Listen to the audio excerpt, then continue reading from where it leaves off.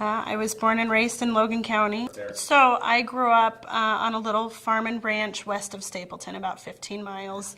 A little cow-calf operation that my parents had been in my family for years. My great-great-grandfather actually homesteaded the land that it was on, and I absolutely loved it. I graduated with a class of 18 that I'm still very good friends with most of them to this day. We decided after I got married to go back there and raise our family. And that was the opportunity that I wanted for my kids. So we come back to Stapleton. It's a little town of 330 miles north of North Platte. So my husband and I both work in North Platte and make that commute every day, which we feel the opportunities for small school and the academic education that they'll receive at Stapleton is totally worth us making that 60-mile-a-day commute. So I was approached by community members since I lived in town in Stapleton to see if I was interested in taking the EMT program to join our volunteer EMT and fire department. So I did a non-traditional EMT class, which means I took the off-campus class, and Karen Bolin taught my class, and it was actually at the fire department in Tryon in McPherson County. So I took that class, and it lasted about 9 months. We went one night a week and a couple Saturdays, and I absolutely loved it.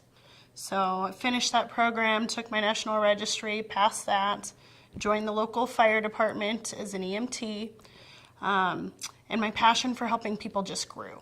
I loved it. So about 2009, I think it was, Karen approached me about doing the EMT Instructor class, which I was very hesitant, and I think I told her no a couple years before I finally did it. And then she finally talked me into taking the class, and I loved it. I love teaching.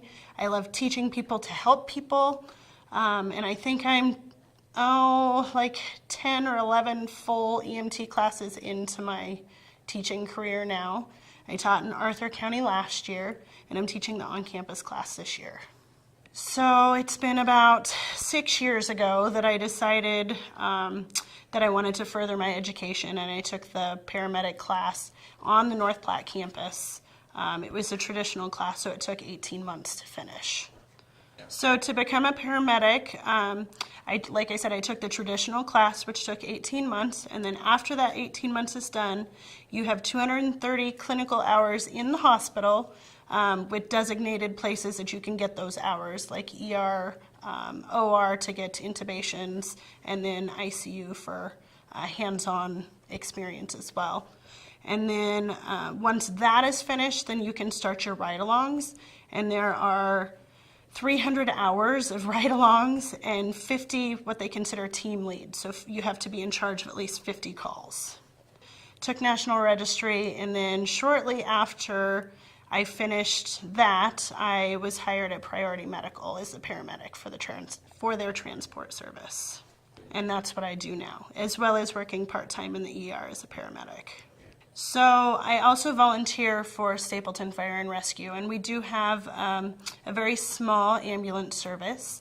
Being in the volunteer side of things and out in the rural community, sometimes we are the only medical personnel that patient has availability to.